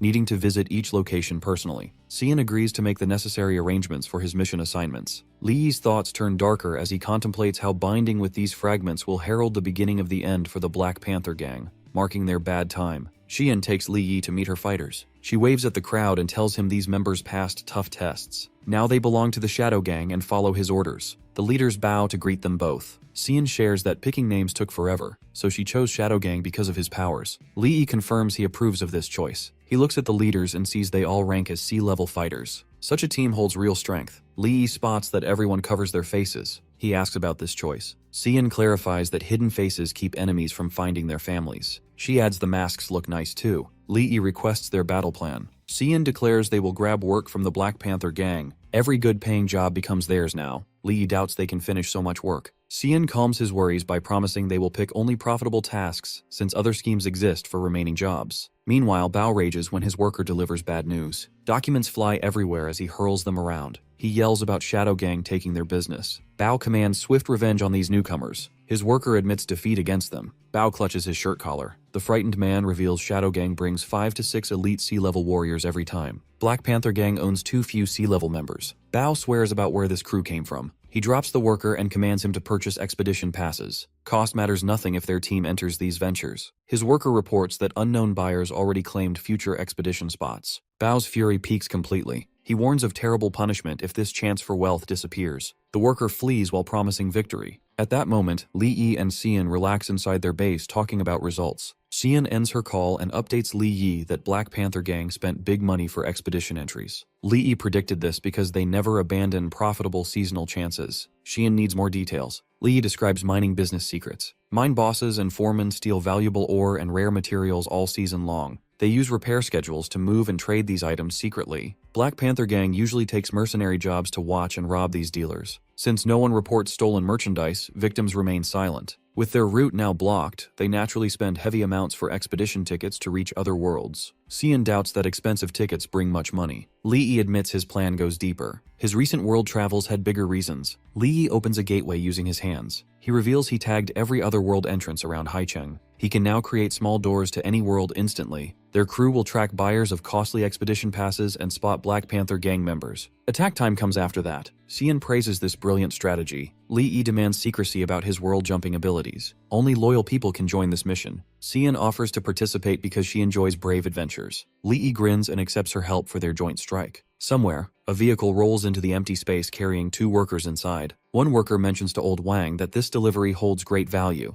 Wang promises everyone gets their share of profits. Sharp stones suddenly emerge ahead of them. Wang expresses gratitude on everyone's behalf but then warns everyone to stay alert. More stone spikes burst from the ground like blades as they pass through the area. The driver exits and checks on the cargo's safety. A Black Panther member appears and confirms the shipment remains undamaged. However, he warns them about incoming trouble and launches stone daggers at the group. Everyone scatters while he shouts for them to stop running since his entertainment just began. Li Yi arrives at the scene and offers to be his opponent instead. He activates shadow movement and launches an attack. The enemy complains about interference ruining his enjoyment. Li Yi charges forward while stating that robbery creates one problem. The man thinks quickly about using his stone abilities, but Li Yi strikes his face with tremendous force, smashing him into the rocky surface. The defeated fighter asks about Li Yi's identity. He warns that making hostile moves will anger his nearby allies who won't show mercy. Li Yi responds by asking if he means those D-rank fighters who already fell to the Shadow Team members. This revelation makes the enemy shout in disbelief. Xian appears and asks about handling these captured enemies, and if they should eliminate everyone completely. Li Yi refuses this approach since killing them gives the Black Panther Gang an easy excuse. He proposes a superior strategy instead. The man questions this alternative plan.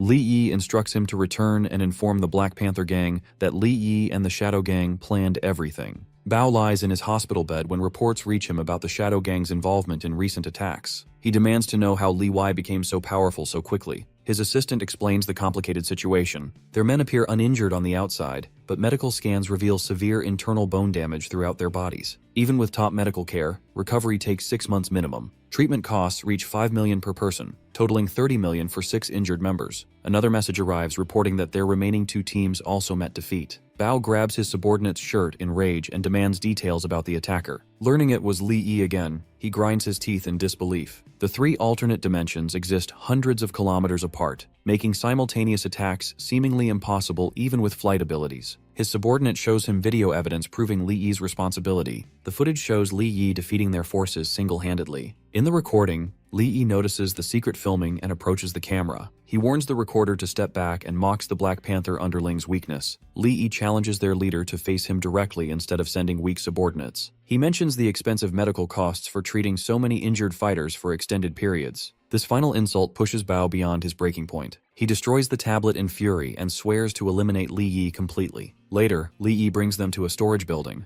Xian wonders why he chose this location. Li Yi explains he followed Quishihao earlier and found the Black Panther gang's storage facility next door by accident. Their constant interference with enemy operations over recent days forces Bao to handle missions personally now. Xian realizes our guy plans to attack their storage while Bao stays away on other business. His phone buzzes with an update. His contact reports that Bao and his crew already departed for alternate dimension number 3. Li Yi acknowledges this information and instructs continued surveillance. Our dude informs her that Bao leads this mission personally to prevent further failures. He plans to impersonate Bao to create confusion and buy them extra time for the raid. Xian worries about facing a B-rank opponent and suggests Duan Ao should accompany him for safety. Li Yi refuses this suggestion since he avoids direct combat. Bringing additional people creates unnecessary complications. She protests this decision, but Li Yi opens a shadow portal to demonstrate his escape method. He reassures her that danger poses no real threat since the gateway allows instant retreat to safety. Xian reluctantly agrees but warns him to stay cautious. Meanwhile, Bao's crew celebrates their successful mining operation in the alternate dimension. They praise the quality of materials they gathered during this expedition. One member compliments Bao's leadership, noting how he and his supporters avoided confronting them directly this time. Bao dismisses Li Yi as merely a minor threat with limited resources and capabilities. Suddenly, Bao senses an intruder's presence nearby. He demands the hidden person reveal themselves immediately. Li Yi emerges while restraining one of Bao's subordinates. He compliments Bao's impressive sensory abilities for a B-rank fighter. This recognition shocks Bao completely. Li Yi maintains his casual demeanor, claiming to be just a simple miner with modest ambitions. The captured subordinate begs Bao for rescue. Li Yi warns against sudden movement since accidents might result in permanent injuries to the hostage. Bao releases fire energy toward Li Yi, declaring they can perish together. Li Yi positions the hostage as a shield, forcing Bao to burn his own team member. Li Yi vanishes using shadow movement while commenting on the casualty. Li Yi reappears in a different location and mocks Bao's willingness to sacrifice his own people for victory. Bao curses Li Yi as a coward and launches more fire attacks, but another subordinate gets caught in the flames instead. Li Yi materializes behind Bao and observes that working for him carries extreme occupational hazards. Bao responds with rage, stating that eliminating Li Yi justifies losing several subordinates in the process. Bao creates a massive fire tornado that forces everyone to flee for survival. The spinning flames burn several team members while Li Yi uses shadow movement to hide behind rocky cover. Bao shouts for Li Yi to stop hiding like an insect. He recognizes he cannot underestimate a B-rank opponent's power and decides retreat offers the wisest strategy. Before leaving, Li Yi wonders what expression Bao will display upon returning to discover their raided warehouse. He disappears through his shadow portal while Bao continues searching angrily. Back at the warehouse, remaining Black Panther members face Li Yi's assault team.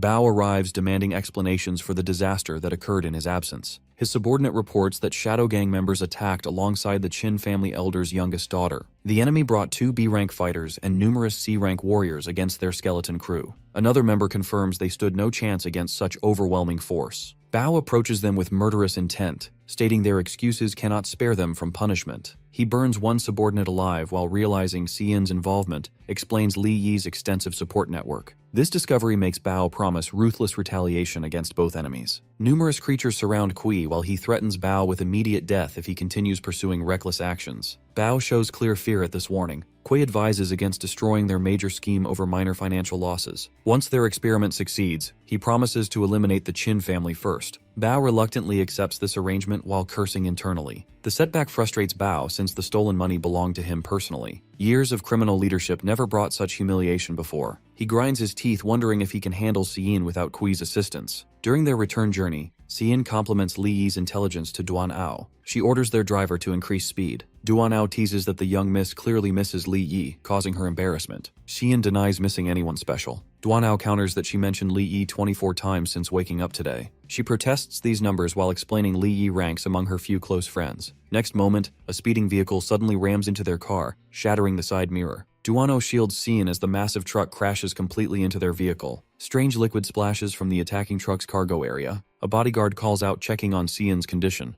Duan Ao holds her protectively while confirming her safety. Their damaged car begins burning from the impact. Bao emerges from the attacking vehicle greeting her after their long separation. Duan Ao commands everyone to protect Xiyin as subordinates form a defensive barrier around her. Xiyin challenges Bao's arrogance for attacking her with such limited forces. She suddenly feels dizzy and questions what affects her body. Duan Ao notices something wrong with the spilled liquid. Bao explains he never attacks without ensuring complete victory. The substance covering them contains phantom spider venom that renders even skilled fighters unconscious for 10 hours upon contact. All subordinates collapse to the ground from the poison's effects. Duan Ao orders Xiyin to flee while he confronts Bao directly. Bao grabs Duan Ao by the throat, praising his loyalty while noting that devoted bodyguards rarely survive their masters. Fire engulfs Duan Ao as Xiyin screams his name in anguish. Meanwhile, Li Yi moves through forest terrain using shadow movement to travel rapidly. He destroys obstacles blocking his path into tiny fragments. Entropic comments that Li Yi's technique mastery shows impressive development. Li Yi mentions reaching C-rank status now and requests Shadow use a different name for him. Shadow dismisses C-rank strength as merely basic improvement with slightly enhanced abilities. Li Yi receives an urgent phone call from Xiyin.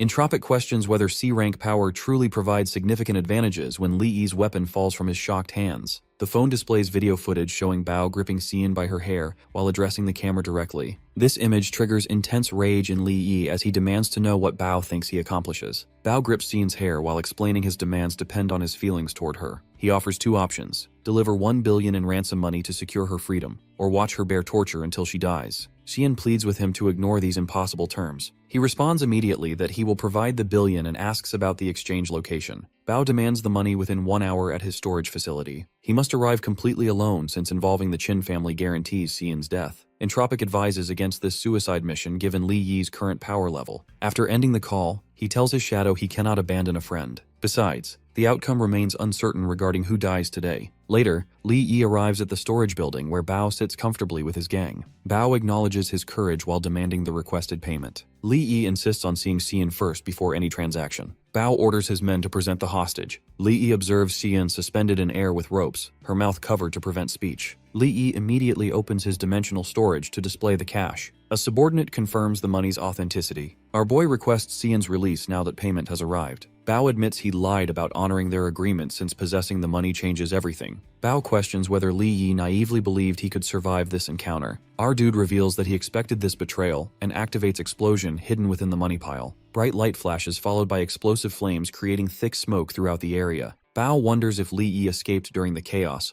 but Li Yi materializes directly behind him instead. Bao generates fire attacks while mocking Li Yi's simple tricks. Li Yi responds that Bao's teacher should have warned against using flames when dust fills the air completely. A massive explosion rocks the building, shocking Bao with its intensity. Li Yi cuts Xiyin's restraints and catches her as she falls unconscious. When she opens her eyes, she finds herself riding the wyvern alongside him. Bao spots the flying dragon and notices a portal entrance to alternate dimensions opening nearby. As both Li Yi and Xiyin disappear through the gateway, Bao realizes this opponent possesses numerous hidden abilities. Bao vows to claim all of Li Yi's techniques once he captures him. His subordinate reports that over half their crew suffered injuries from the explosion. Bao commands every able fighter to pursue the escapees immediately. The remaining gang members rush toward the portal before it closes completely. Enemy forces chase after them screaming to prevent their escape. Xiyin worries about the Black Panther crew breaking into their sanctuary. He calms her fears, explaining this invasion creates the perfect opportunity to solve a persistent issue using their enemies. He instructs both Xiyin and Fei Long to hide while he handles the incoming threat. After they fly away to safety, he descends to face the pursuers alone.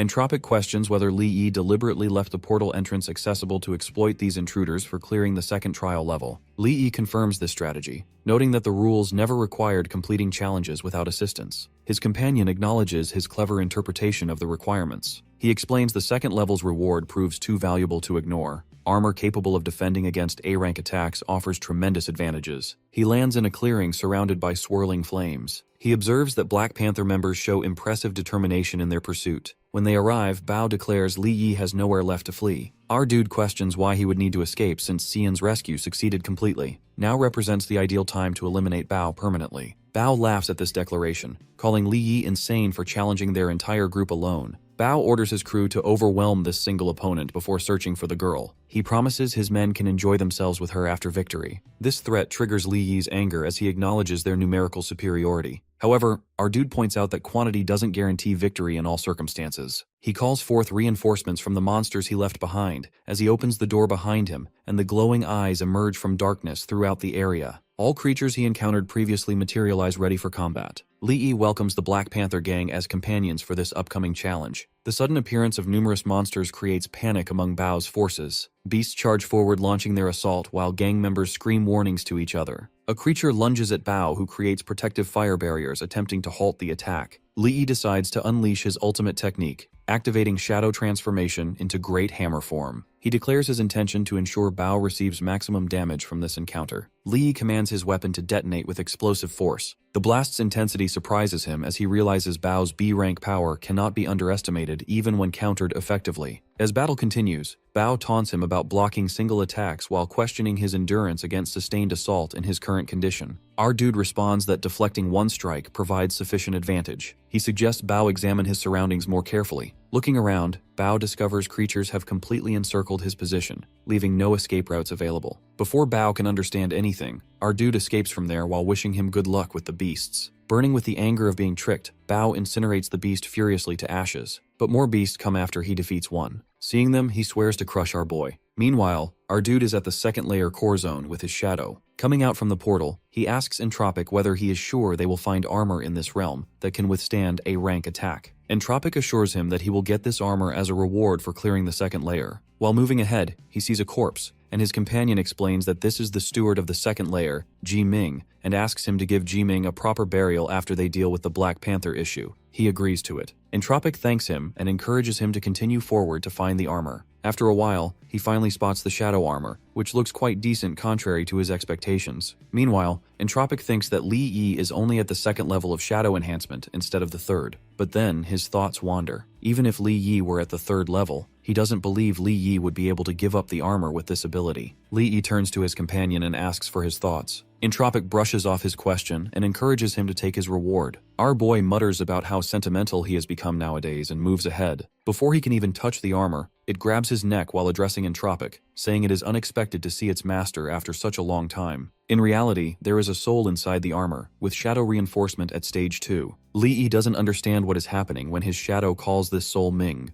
Ming is furious at Entropic for becoming a parasite to someone like our boy, a mere C rank, when he once possessed mighty power in his life. Finally, Entropic orders Ming to stop, but the furious Ming refuses to follow. He explains that he has been slumbering in this armor, waiting for Entropic to return and extend his life. However, he is disappointed to see only a broken part of Entropic's soul inside our boy, so he decides to refine him. This, Ming claims, will not only upgrade his shadow reinforcement, but also make the armor his vessel to hold his soul. At that moment, our boy addresses Entropic. The next moment, he calls his shadow and asks if, by giving him full control of his body, he will be able to stop Ming. Entropic asks whether he is not afraid of losing his body to him, but our boy has already figured out that he has enough power to hold his body. Otherwise, Entropic would never give it back in the first place. Having no choice, Entropic becomes one with our dude, who now burns with energy. Ming reminds Entropic that he can't stand a chance against him because his remnant soul only has A-rank power. Entropic assures Ming that his A-rank skill is enough to defeat him, but that in his parasite state he can't fully utilize it. In the next moment, he uses second-level shadow domain around them. Ming grins at his master, but confidently claims that Entropic is only using second-stage power. He taunts his master, asking he was withstand this skill from Ming when he was teaching him. The next moment, Entropic grins as he morphs the Infinity Sword Array with his shadow, taunting his former student that he is holding far more than that. At that moment, many shadow weapons turn toward Ming, who dodges them nonchalantly. Ready to attack our boy? He exclaims that Entropic can't use third-level skills with Li Yi's body. Entropic then uses Shadow Jaunt to dodge Ming's attack, leaving him startled by this unknown skill. Now Entropic is relentlessly attacking his former student with a Shadow Sword, but Ming stays smug, claiming that he can't maintain second stage for long anyway. Entropic asks our boy if he can withstand the fight, and he assures him with a wince that he can. Ming reminds Entropic that he can't defeat his armor with these kinds of attacks. Left with no choice, Entropic punches hard, aiming to force Ming's soul out of the armor. The ground trembles, but Ming withstands the attack. In the next moment, however, Ming's sword breaks, and he takes a punch from Entropic, who encourages Li Yi to hold on a little longer. Li Yi answers with determination. Entropic, on the other hand, grows concerned that Li Yi's body and soul could suffer severe damage from this overload of energy. Seeing his hesitation, Ming grins, mocking his master for becoming so pathetic, hesitating to defeat him just to protect Li Yi. Entropic regrets his pause, and in the next moment, he is punched hard by his former student. Ming is quite satisfied that he can finally defeat and absorb his master. The said master can't believe that he is betrayed by his own student. He finally leaves Li Yi's body and returns to Ming, who burns with triumph at the thought of finally coming back to life with Entropic's essence. Li Yi is worried about his companion, but Entropic tells him to run. Determined, our boy rushes to his enemy and asks Ming to let Entropic go, but Ming scoffs at this sentiment. He explains that Entropic is too afraid to burn our boy's soul, which is why he never dares to use his full power. On the other hand, Li Yi is nothing in terms of strength, yet he still attacks Ming for Entropic's sake. Ming throws him away, making him cough blood. Entropic urges him to leave, insisting he is nothing but a C rank. Li Yi reminds him how he once treated him like a slave and forced him to fight in order to level up. But now, rushing toward the enemy, he declares that this time, he is the one making the choice. He tries to attack Ming while revealing that he defeated the Blood Panther by forcibly absorbing the surrounding shadow energy. He is determined to do the same with Ming. Ming doesn't believe him, but Entropic grows concerned that this reckless stunt could make his body explode. Li Yi, however, doesn't care as he continues gathering shadow energy, even as he notices his body starting to break. Ming scoffs at his sentiment, calling it noble but suicidal. Entropic addresses our boy, but Ming silences him, demanding he quietly become nourishment for his life. Entropic is absorbed inside Ming, who laughs triumphantly, but in the next moment, he notices massive shadows surrounding him. He realizes it is the Eternal Night skill, which must be activated through the shadow domain. He can't believe it as he doubts whether it's even possible. He wonders if this is Entropic's doing, that he didn't fully absorb. The next moment, our boy appears behind his enemy with his shadow energy activated, reminding him of his declaration to eliminate him.